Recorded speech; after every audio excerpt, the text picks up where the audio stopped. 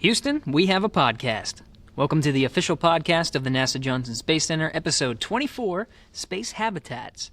I'm Gary Jordan, and I'll be your host today. So on this podcast, we bring in the experts, NASA scientists, engineers, astronauts, all to let you know all the coolest information that's going on right here at NASA. So today, we're talking about the space habitat analog that we have here at the NASA Johnson Space Center called the Human Exploration Research Analog, or HERA, with Lisa Spence and Paul Haugen. Here in Houston, Lisa is the Flight Analogs Project Manager for HERA, and Paul is the HERA Operations Engineer. They work with the people who actually stay in HERA, this analog, and simulate deep space missions for days, weeks, and now more than a month. And actually, just recently, the Campaign 4 Mission 3 this year just got out, and they're going to be going home for the holidays. And speaking of which, happy holidays to all of you, whether you celebrate Christmas, Hanukkah, Kwanzaa, whatever. Happy holidays, and I'm glad to see that the Campaign 4 Mission 3 crew members are going to be going home too. But here with Lisa and Paul, we had a great discussion about HERA, what it is, what it's like inside, what crew members do on missions, what we're learning, and then how to sign up for those missions. So with no further delay, let's go light speed and jump right ahead to our talk with Ms. Lisa Spence and Dr. Paul Haugen. Enjoy.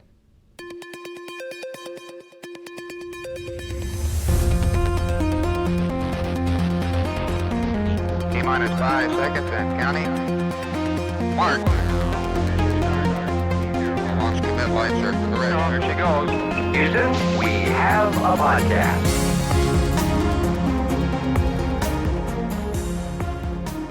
You were part of the crew that was in there during, like, right before Harvey hit or something? Yep. So we were halfway through when Harvey hit. Wow. So, yeah. Halfway through, how long of a mission? It's a 45-day mission. Whoa, so okay. So we were on day 23 when we got kicked out. So. Wow. So by that time, were you pretty much immersed in? Oh yeah. In like the whole environment. Oh yeah. And then all of a sudden, oh, by the way, you're back on Earth, and Yeah, there's it a was. hurricane. It was weird. I mean, we were very much immersed in. We got woken up on. They have an emergency comm for just stuff like this, and because we were in a comm delay, so our normal comm, was already at a delay going on. But we got called on the emergency radio and said, "Pack it up, you guys are kicked out." So that's it. Yeah. It was just all right. Well, we're done. We gotta go. Yep. So there wasn't, because at the end I know there's like usually a ceremony, right? Yeah. And they do this whole thing where Nope. you come out. It was just all right. You guys get out. Yep, they had all the gates were closed, so they had to specially open up a gate to get us out because they were flooded. I mean, whoa. Yeah. Wait. So when did you? What was the day that you guys were out? We got kicked out on August 27th, so that Sunday morning. Oh. So it was right in the middle of all the flooding Yes. and stuff. Yeah. Well, okay, so I live up in the city, and by far the worst night was Sunday night. But I think Saturday night into Sunday night was pretty bad. Saturday night was the worst one. For here down in JC? Oh, Yeah. wow. Oh, big time. Yeah, they got just hammered. Wow. So Yeah. what happened to the HERA facility? It was fine. Really? Yeah. So we were fine inside, but You were fine, okay. Mission Control, those guys were having trouble getting in and out of Johnson Space Center, and so it was concern for them that we had to call it short. So, wow. I know they had to set up a lot of cots and everything for people to go back and, once they were done, they just slept in the back rooms or something. Well, in Building 30, yeah, but Building so 30. we have our own mission control. Oh, you're talking about HERA mission control. The HERA mission control, and so those folks were having trouble getting in and out, and they were getting stuck in floodwaters and stuff, so it was concern for them that we had to call the mission. Yeah, because inside HERA, we were fine. Frankly, we had no idea. And you're right, they closed the gates. Yeah, so yeah. on top of all the floodwaters, you couldn't even get in. Yep. Wow. All So- right. Quite an experience. Are you Yeah. going back then? Nope, that's it. That's it? I mean, it was fun, but now I know too much, so they won't let me go back and be a subject. Oh, that's right, because you So, actually experienced it. Yeah. Okay, well let's pull back then, because Sure. that was an awesome story. Let's pull back and just talk about what is HERA. Sure, okay. So we're talking about space habitats, and it's really a simulator for what it would be like, right, to live in a deep space environment. Is that kind of right? Close. So Okay. it's not actually a simulator, and that's a word that gets used quite a bit, but it's a little inaccurate. So it's not it's not actually a simulator. It allows us to simulate what it's like. And the difference is that, is there's a fidelity difference. So what this allows us to do is to simulate that we are in a deep space mission and we're isolated, we're confined, and we're controlled. And by controlled, I mean so they are constantly monitoring us with cameras and audio, and we are wearing all sorts of different equipment to measure various biomarkers or whatever the case may be, and then there's a mission control. So it's very controlled what they allow in and out of Hera. So it's a very, very controlled environment, and so that's and so by allowing us to simulate what it's like to be, then they can do all sorts of various studies, and they can tweak this little part here to see how that will affect things or not. So okay, so instead of a simulator, what do they call Hera then? An analog. Analog. Yeah. Okay, so what's an analog? So an analog is kind of what I was describing. So it's a environment that, in our case, there's two main types of analogs. There's a isolated and confined and controlled analog, and then there's one that's more of an extreme environment that's not as controlled. So there's not as much monitoring, there's not as much knowing what goes in and out, but it's more of a harsh environment, such as Antarctica or Nemo, which is an underwater analog. Mm-hmm. So there's two main types of analogs. The one here, Hera, is the controlled environment. So it's the isolated, confined and controlled environment. Okay, and what's the significance of those two segments, like the controlled environment and then the extreme environment? Sure. So the controlled one allows you to do specific scientific studies and really control what's going on, right? So it really allows you to baseline and to change certain parameters that really allow you to see how that is going to affect various things, and you're very much isolated and controlled that way. Whereas more of an extreme one is not nearly, there's a lot more variables that are not controlled, and so it's harder to set up specific types of scientific experiments maybe. However, there's the added part of being an extreme environment. So there's actual, really, physical risk. If there's an issue in Antarctica, you cannot just open up the door and walk out and be okay and go to the doctor. I mean, you're in a rough environment. Same with Nemo. Yeah. I mean, you can't just open up the door and, you're 60 feet underwater. So yeah, because Nemo is the habitat that's correct. Literally underwater, and you're right. You can't open up the door because you're so deep underwater. It's correct. not even just getting out and splashing up. Like there's a whole Yep. sequence of Yep. getting. And up. there's real danger. But that's the purpose, right? Correct. Is you're putting them in an That's environment because the imminent danger is supposed to help with imminent danger in space, That's right? correct. So yeah. you're adding that stressor that is a real stressor. I mean, technically, I suppose the T-38s could be considered a type of an analog. Yeah, because, aircraft. Yeah. They use it as a trainer, but they do that because there's real risk involved and there's a real operational experience. Mm-hmm. Whereas, Hera, a person knows that you can open the door and step out. Now, that being said, after day 2, we were really quite immersed. You have that in the back of your head that you can open the door and step out, but you forget about it and you really become immersed in the mission. So it's not as big of a player as what I would have originally thought maybe. Yeah. I was surprised how quickly I was able to get immersed in the mission and forget that I was. Obviously I knew I wasn't in space because I wasn't floating around or anything like that. But I got immersed in the mission, and that happened much more than I would have guessed, and much quicker than I would have guessed. Yeah, because one of the main objectives of Hera, right, is their human research component. That's correct. Is understanding what goes through. I guess psychology is one component, but then there's other components too for the human research aspect. Yeah, so actually psychology, that's the probably the largest component because they're looking All at right. the isolation aspect and that type of thing, and how 4 crew members operate together. And in our case, I mean, we're total strangers. So, but then there also is more, there's physiological studies and other principal investigators that look at other aspects as well.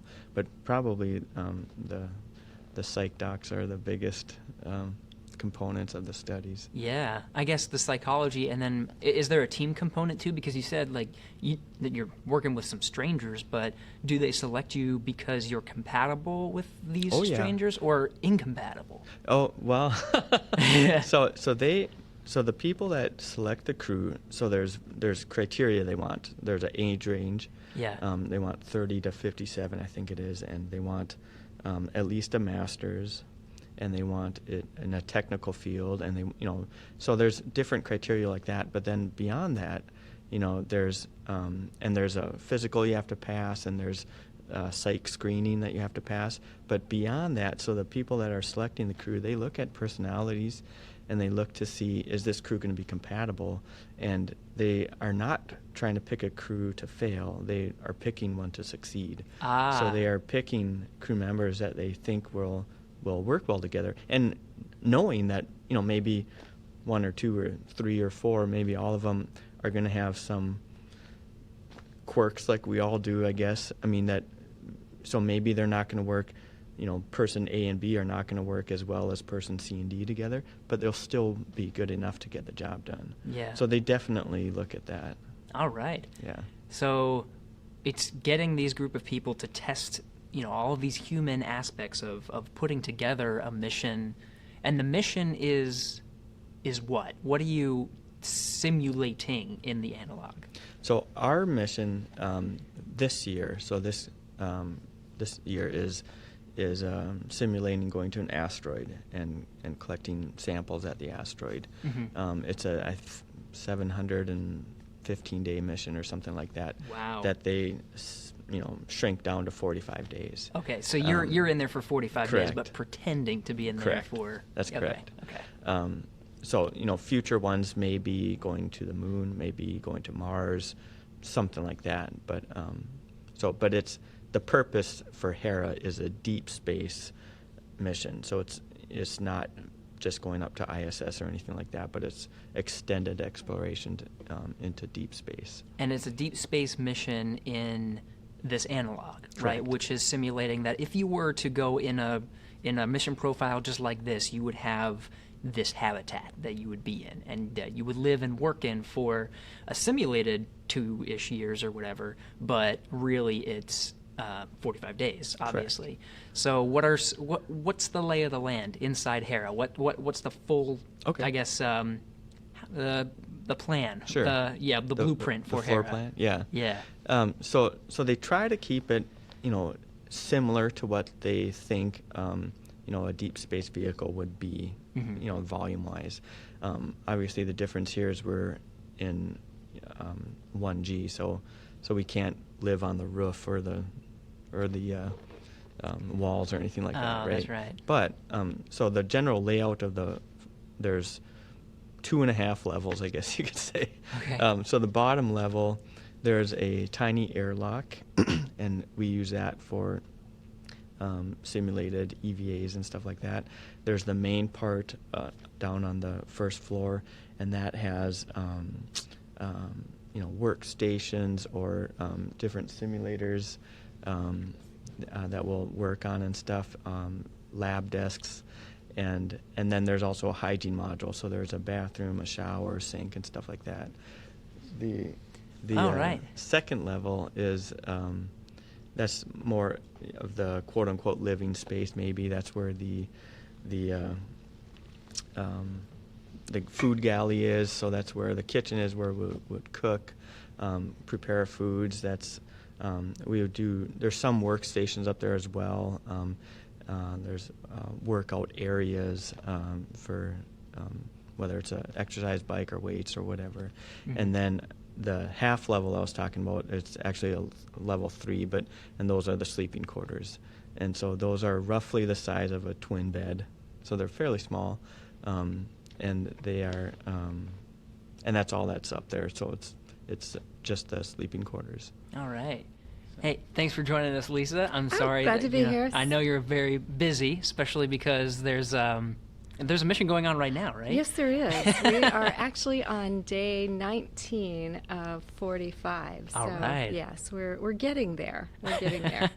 Well, Paul was. We started with Paul talking about his part of a mission because of the whole Harvey thing. But then we were just going through the sort of layout of HERA and living and working, I guess. But it's 2.5 levels, you said, and there's living. There's a living component, sleeping component, and it's just this whole confined area, right? Is it self-contained? It's pretty much self-contained. Okay. It's not hermetically sealed, so it is getting air exchange from the outside. We don't have an active environmental control and life support system. We have plumbing that's provided by the facility, but it is self-contained. So once we close the doors to start a mission, those doors stay closed until 45 days later, when the crew triumphantly emerges from the HERA and gets to reunite with friends and family. That's true. Or quickly emerges, in Paul's case, I guess. But that was a bit unfortunate. Well, he said even in that short amount of time, he got immersed, right? You got immersed into the environment. You were living it, right? Yeah. Yep. So what was it like living it then? What was what state of mind were you in order to to think that you were in space, that you were operating in a space habitat? So again, I don't quite know how to describe it, because Okay. we knew that we weren't in space, for example. Yeah. But I get maybe it started with training. I mean, the trainers did such a good job explaining the importance of what we're doing and why we're doing it, and how important it is to get in that mindset. And so just going in purposely with that mindset, I guess it just kind of came naturally then after that, and we got into a routine, and we kept incredibly busy. It was partly a sleep deprivation going on, so we had long work days, and they just kept us busy doing tasks all day. And it really, I suppose that was part of it too, just keeping us busy and constantly going, that helped us to get in there. So on top of the 45 days, there's a prepping component too, Oh, right? yeah. How early are you starting to prep the crew members for their stay? So the training for these 45-day missions, the training starts 16 days before they're going to go in. So it's we were finding that 2 weeks was just a little bit cramped, and even 16 days may be a little cramped, because as Paul said, we keep them really, really busy during the time frame that they're in there. And so some of that is on the more operational tasks. So, the kinds of activities and tasks that you would do as you are flying your spacecraft to this destination. And then, of course, the activities that you're going to do at destination and then the return. But they're also engaged in all of the scientific investigations that we are doing, where we're collecting the data that will ultimately inform some decisions that we'll be making, in order to keep our crew members safe and healthy and happy and productive as they're going on those really long duration exploration missions. So there is that training component that's up front. We're also collecting some data that we use as our baseline data that can then be compared to, well, what are the effects? So now we have these individuals, we get some baseline information. Now we subject them to this isolated, confined, and controlled environment for 45 days. What is that effect? What changes? And can we detect those kinds of changes? And then ultimately, will we be able to mitigate those changes if they're not healthy or productive? All right. So there's, 16 days, that's a pretty jam-packed kind of schedule to prep for all of that sort of training. What's the type of training you're getting? I guess it depends on what you're doing on board. So I guess the follow-up would be, what are you doing on board? So I'm not quite sure how detailed we can get because we can't spill the beans for future stuff. That's right, because you want people to sign up and do more missions. We do. Okay. Yeah, critically important that that we're able to find, suitable volunteers. People who, to a large degree, mimic or emulate the type of people that we select for astronauts. So that's very important to us. But some of the types of things that they do, we have a lot of simulators. And so they're flying a simulator for their spacecraft. They're participating in virtual reality EVAs. So they do spacewalks, but they're all in virtual reality. There's prep work that needs to go with all of that. Sure. There's also a simulator that is like a robotic arm trainer. And those are some of the operational tasks, although the operational tasks do allow us to collect some data as well. They have to cook their food. There's no mom or dad or spouse or whatever to cook the meals for you, so they do have to cook their own food. It's all food from, for this current mission, this series of missions, all of the food is from the food lab at JSC. All right. It's the same food that the astronauts are getting on board the International Space Station, which means that it's either prepackaged, it's dehydrated, or it's those meals ready to eat that you just kind of warm up in a little warming oven. And every single package of food has to be individually fixed. So it takes time. There's a serial process. They get to do a lot of exercise. And then, of course, any self-respecting spacecraft, you're going to have to do a little bit of onboard training. You're going to have to do some maintenance and housekeeping tasks. We also have to practice some emergency procedures just in case an emergency were to happen. And so the team, my team, comes up with, a very intensive scenario for the spacecraft mission itself, and then we weave in all of the different scientific investigations. All right. So do you have to make up different ones every time, or do they sort of translate the emergency scenarios? So there's a wide variety of things that they run you through and stuff like that. And, oh, yeah. And all of those things, they need to train you in the 16 days prior because, as Lisa said, if you don't know how to do something, it's not like they're going to open the door and show you how to do it. So you need to know how to do all of the operational tasks, all of the scientific studies, how the vehicle works, how the HERA works in those 16 days. So the training is quite intensive as well. They really cram it with teaching you that stuff. So. Sounds like it. Is there a lot of autonomy with the way that you're doing these tasks, or do you have some support from a simulated mission control? Well, so mission control is always there. Okay. So they're 24/7. Okay. And they are always there to answer questions or whatever the case. So you always have that support. Honestly, I think it varies from crew to crew and crew member to crew member, how autonomous a person or a crew wants to be. Oh. So MCC is always there, but some crews or some people may be a little more autonomous than others. So is that one of the things you're looking at, Lisa, is trying to see, what things people can do by themselves and what, about autonomy and what you need to support? Yep, absolutely. All right. Some of the research is looking at those levels of autonomy. And so, yes, MCC is there 24/7. Sometimes they're more there than at other times. But one of the other things that happens during the mission is, we're simulating a mission to an asteroid. You're getting really, really, really far away from Earth over the course of the mission. So as you get further away from the Earth, there's a comm delay. And so when you say something to mission control, it may take, anywhere from an additional 30 seconds to 5 minutes before they hear what you said. And then, of course, when they respond, it's going to take that same 30 seconds to 5 minutes before you hear it.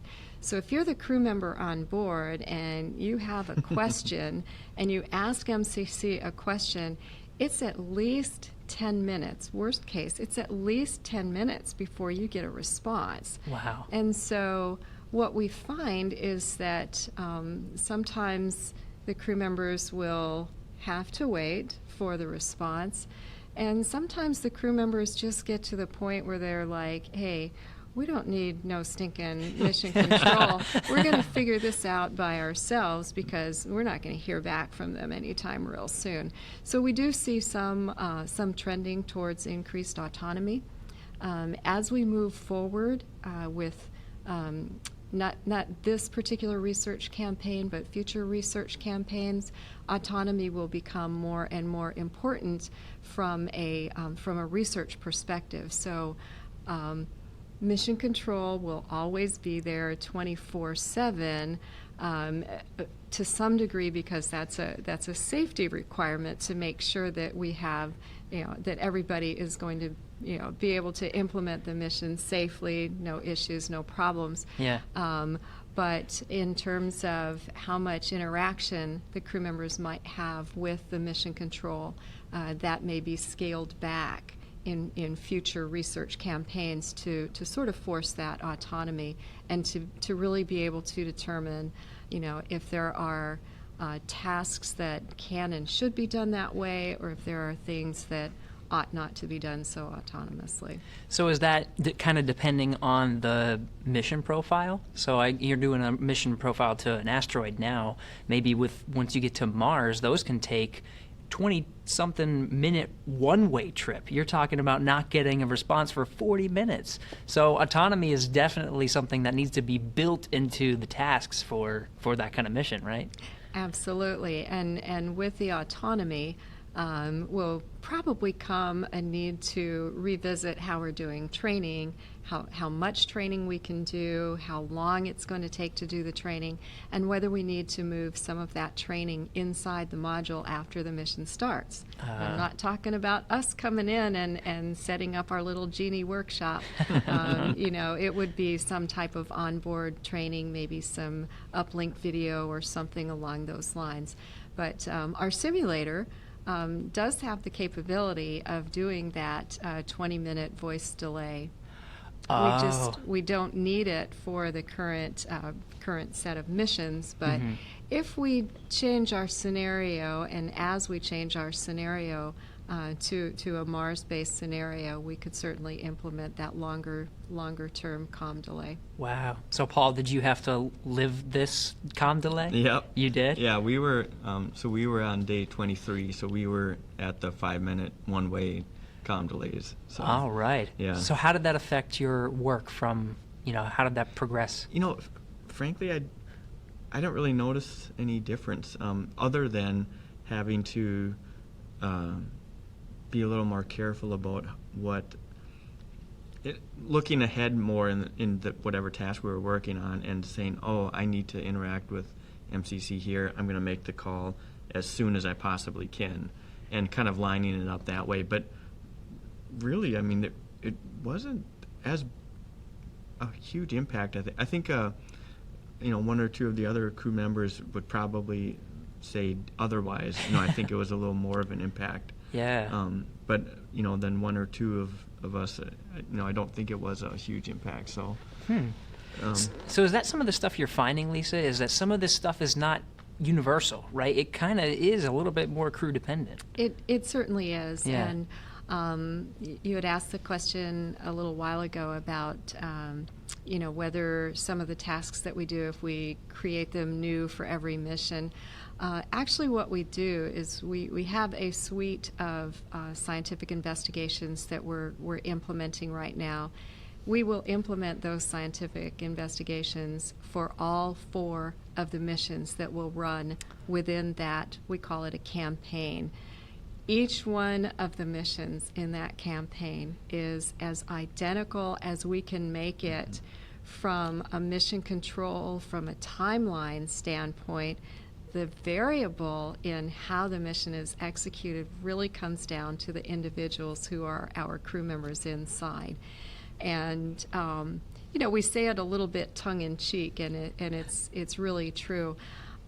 Every single crew is different. Every crew is special. They're different. They're unique.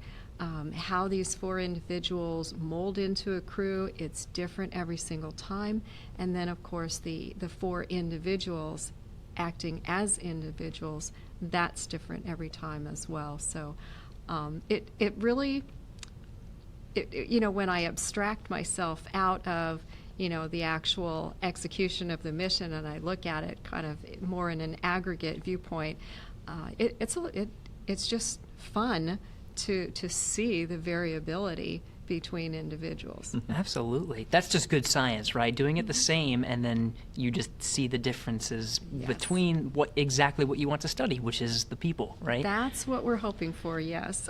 All right. And that's one thing that's very unique. We had talked earlier about the different types of analogs, and that's one thing that's very unique, I think, to HERA, is that we are able to cookie cutter 4 missions and have them as identical as they possibly can be, and have 16 subjects or 16 guinea pigs or whatever that we can use for that scientific data.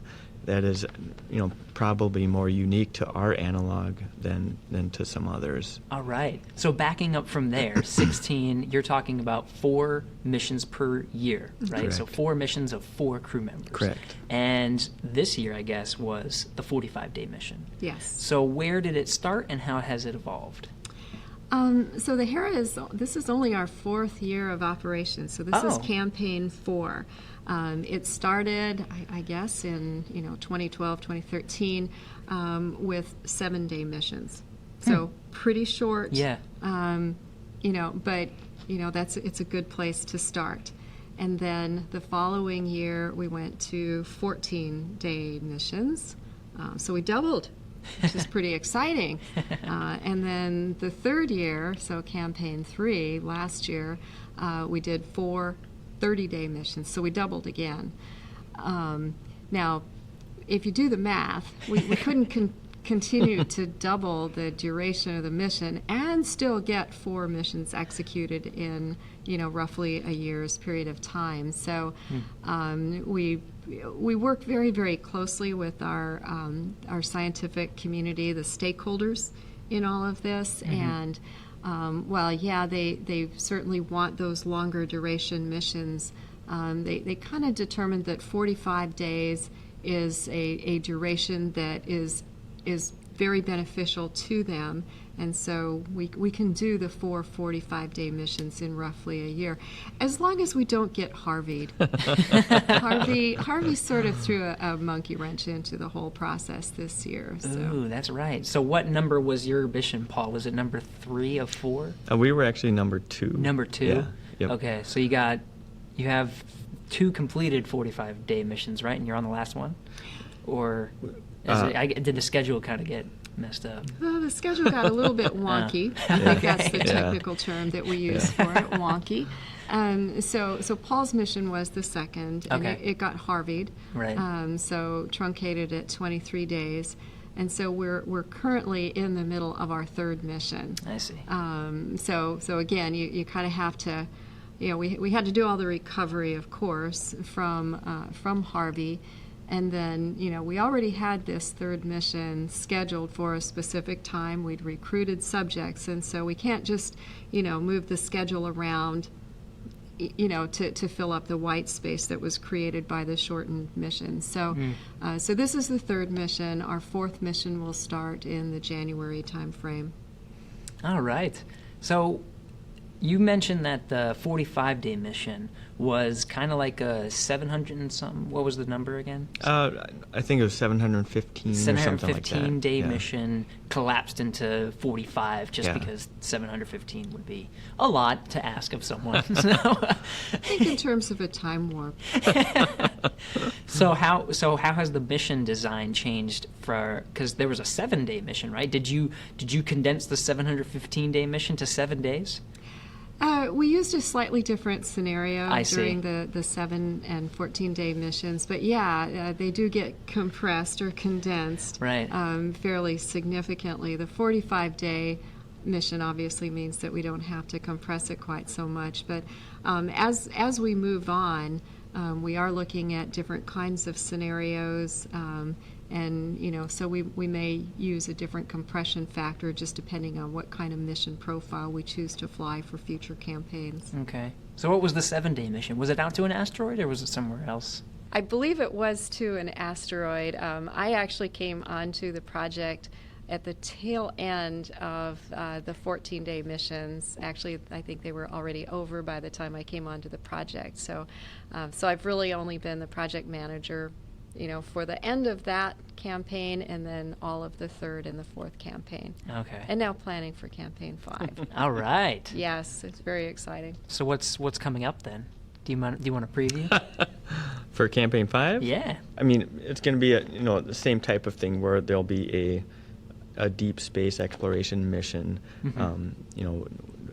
to a destination of some type, and it'll be, there'll be operational. It'll be laid out the same. It'll be a different scenario, but it'll be the same types of things. So, operational tasks, scientific tasks. They'll be looking at, psychological aspects and autonomy and possibly some physiological again, but it'll be laid out this similar. So again, there'll be 4 missions, as identical as can possibly be, with 4 crews apiece. So. And they will be 45-day missions. So Yep. for the Okay. foreseeable future, all of our campaigns, as far as we know, the research community is requesting us to continue with the 45-day mission. So for campaign 5, we will have a different suite of scientific investigations. Some of the investigations that we're currently doing will carry over, and then we also have some new investigations that we'll be executing for the first time in campaign 5. So, so there's a lot of work that needs to be done with that. The investigations themselves oftentimes will drive the types of operational activities that my team develops. So, for instance, one particular research investigation may be looking at crew interactions, and so we might want to develop some operational tasks that would force a couple of crew members with working together, and maybe force different combinations of the 4 crew members working together, maybe 2 working together, 3 working together, or even tasks that would require all 4. And so as we get into, we're just getting ready to kick off all of that activity, but as we get into kind of into the guts of the individual scientific investigations, that will help us determine what scenario is going to work best, what kind of activities will we need to do, how intensive are some of the data collection activities that we need to do, how is that going to impact laying things out on a mission timeline. All of those things kind of get rolled up into a whole lot of work that a small number of people will do in what seemingly is an incredibly short amount of time. All right. Well, it sounds like there's not a lot of spoilers that you can give for what's coming up, but is there some high-level stuff that you can share about what you've learned so far and how that's going to be put into deep space missions for actually, for human spaceflight in the future? You're kind of touching on an area that, for me, was one of the neatest aspects of being on the crew, and that was having the folks doing the training amplifying the fact that this is needed for real deep space missions. So this type of research, the questions that are being asked and the answers that they're trying to find are needed before we can ever hope to go to deep space. And so that aspect is pretty neat. There's all of the questions I think that we've already been touching on as far as of what types of questions they need to answer. The autonomy, the crew composition, the different thing. How busy do the crew need to be on if they're going for 9 months to Mars, how busy do they need to be during that time? Or can they just have nothing to do all day for 9 months? So there's all sorts of different questions that need to be answered, and they're trying to answer now. I think a lot of the studies, because they do roll from year to year, I think a lot of it hasn't been published yet and been fully analyzed. So I think Lisa will know better, but I think we're just starting to get to the point where they're starting to maybe publish some of the work now from the past 4 years. So more to come. Yeah, absolutely more to come. And Paul's absolutely right. A lot of the studies that we saw in earlier campaigns, they do have a tendency to roll forward. About half of the studies in any given campaign tend to move forward, and some of them have been implemented or plan to be implemented in 2 or 3, maybe even more research campaigns. So it gives the researchers a lot of that scientific validity. Yeah. But the researchers are also making some slight modifications to how they're doing their research based on what they're seeing. Now, that doesn't mean that they have the answers or that they have published those answers, but they can kind of see trends in what is going on. So I think it will be very exciting. One of the things that the Human Research Program does every year, they have an investigators workshop that happens at the end of January. It's down in Galveston.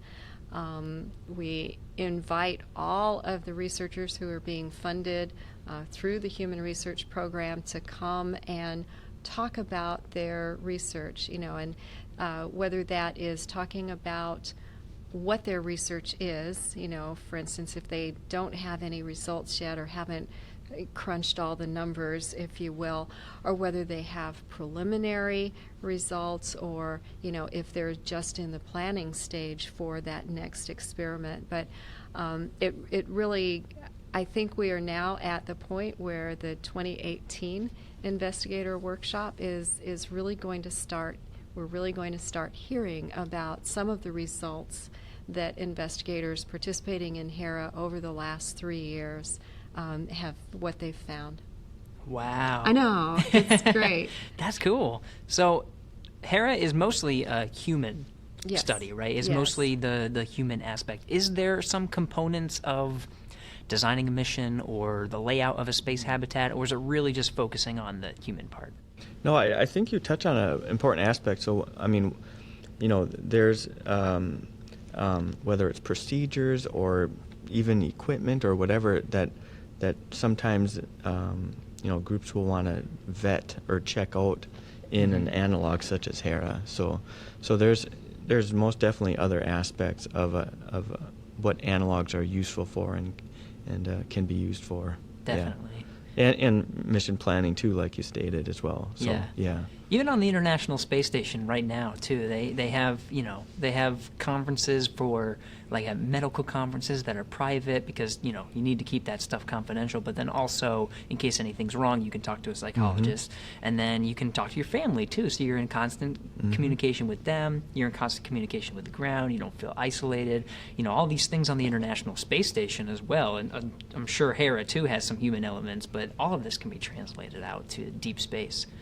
So, Paul, take me through, I don't know, without, much spoilers, what's a typical day in HERA? You wake up at 7. Yeah. Yeah. Wake up at 7. You don all of your equipment, which takes a fair amount of time. There's all sorts of different measurements that they're taking. So you don that stuff, you eat breakfast, and then you begin your day. So there's and the days vary, so it's not the same every day. So whether it's some of the simulators that Lisa was describing earlier, or some of the other various tasks, and generally we do them throughout the morning. Lunch would be later typically. We had a sleep deprivation going on, like I was stating. So we eat later in mid-afternoon, and then continue on with tasks until evening. And evening would roll around, and we would, obviously eat supper then, and then we would have a little bit of downtime. And we had to be sure that we stayed awake until certain, so they were monitoring that pretty closely. But but the days were surprisingly. I mean, the time was absolutely flying by. I mean, it felt like we had been in there about 5 days, and it was 23. I mean, wow. It felt like we were in the first week, so it was really going by fast. Huh. Was your sense of time off because you're not really seeing the sun rise and set, right? Yeah, I suppose it was. Yeah, I think so. That was a little weird not seeing the sun ever.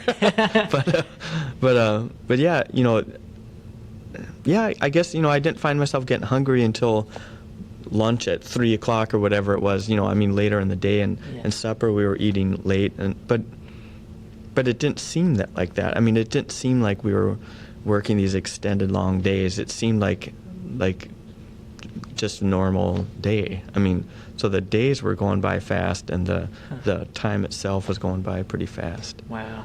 So you wouldn't let Paul go to sleep, huh? You had to keep him up. No, everybody had to stay awake.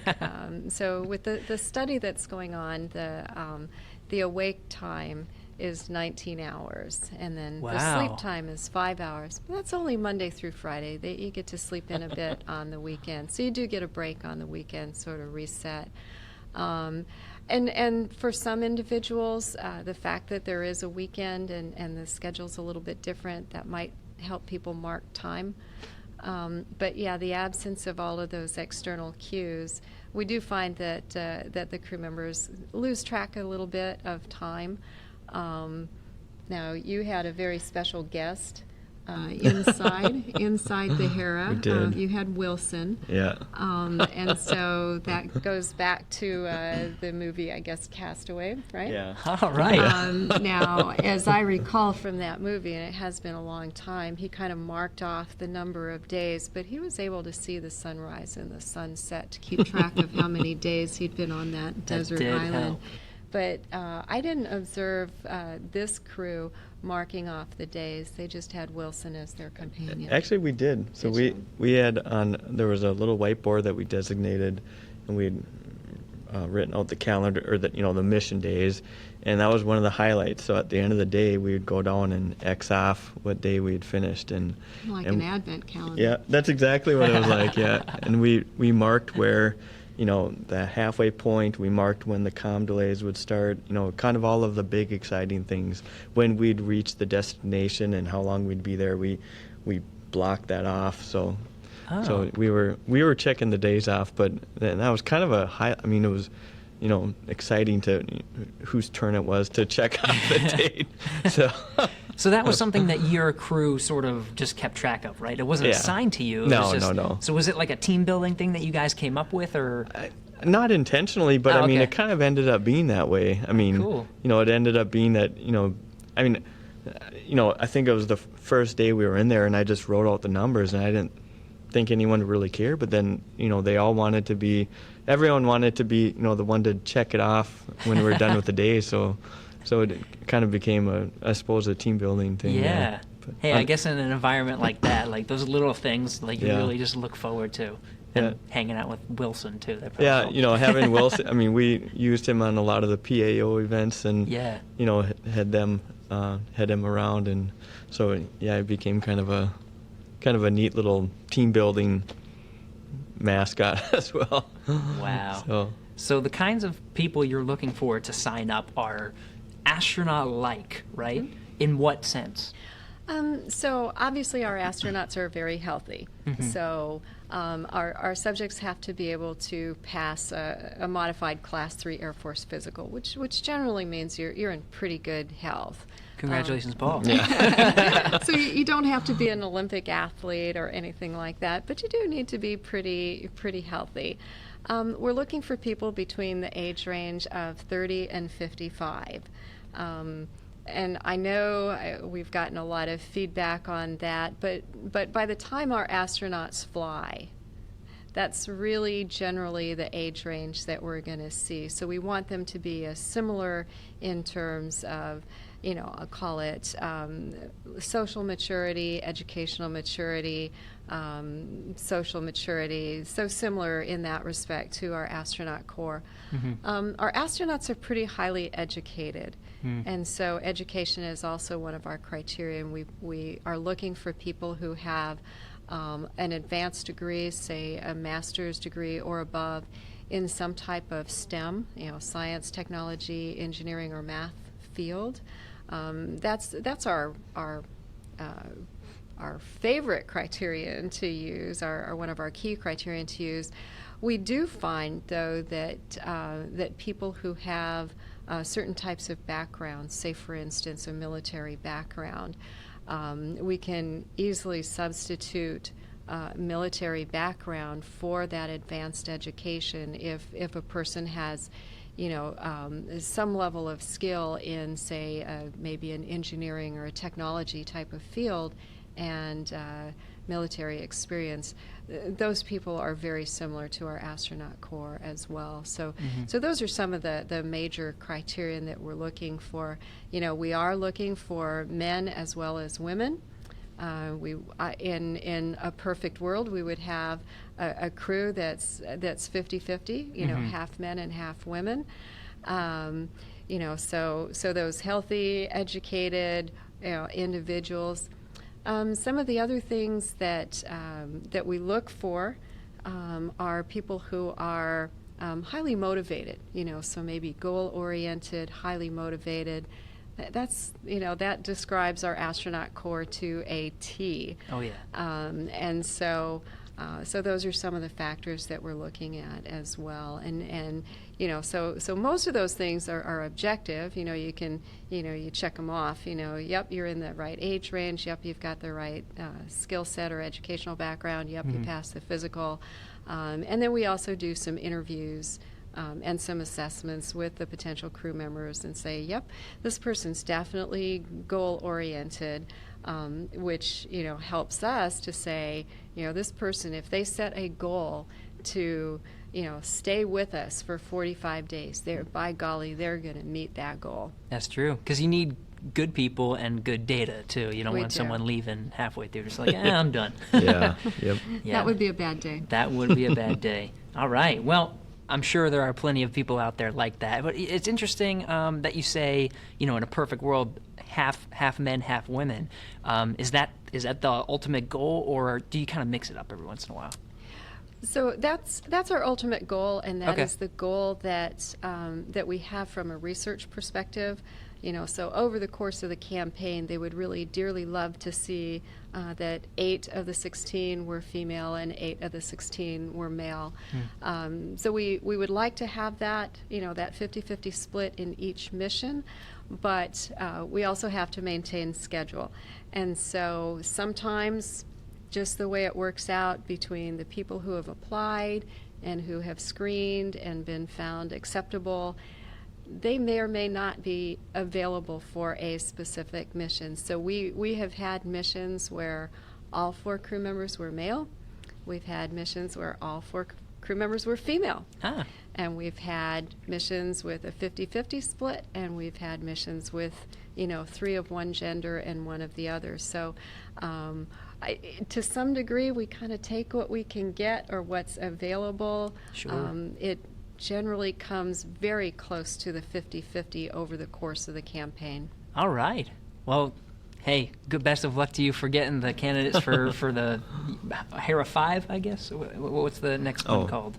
Campaign 5. Campaign 5. Yeah. Yep. Campaign 5. Very right. cool. All right, well, I think that's a great place to wrap up, and if you stay tuned until afterwards, we'll tell you exactly where to sign up so you can possibly be a HERA crew member if you meet all the qualifications that Lisa said. But Lisa and Paul, thanks so much for coming in today. Lisa, I know you're busy, so thanks for running over here. I appreciate pleasure. this. This was really Welcome. cool. I Yeah, really thank you. just to know about HERA. I've been to HERA and visited it a couple times, but just to dive in and understand what it's like to be there, that's pretty cool. Yeah, So thanks you. again for coming on. Thank you. Absolutely. And Yep. if you're over 30, consider joining us. Almost there.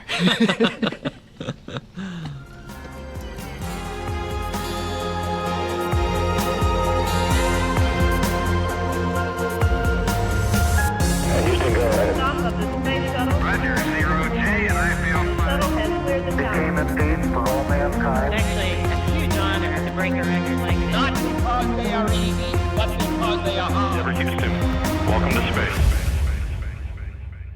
Hey, thanks for sticking around. So, based on Lisa's description, if you think you're qualified to stay in Hera for those 45-day missions, and from what Paul was describing, they sounded pretty cool, just go to nasa.gov/analogs/Hera. That is the official Hera page. And if you scroll to the bottom, there's a box that says Want to Participate. And there you can see all the qualifications and how to apply and all of that kind of stuff, and be prepared for Campaign 5 next year, those 45-day missions that Lisa was talking about, and the new mission profile that they're going to be doing. We also like to post about Hera on social media on the NASA Johnson Space Center accounts on Facebook, Twitter, and Instagram. If you have a question about Hera, just use the hashtag NASA on any one of those platforms and ask a question about Hera. We'll answer it. Otherwise, if you have an idea for the show that you want us to do, maybe you want us to do another episode on Hera or on something else entirely, make sure to mention it's for Houston We Have a Podcast, and we'll make sure to answer it for you or even do a whole episode on it. So this podcast was recorded on November 16th, 2017. Thanks to Alex Perryman for producing the show, and thanks again to Miss Lisa Spence and Dr. Paul Haugen for coming on the show. We'll be back next week.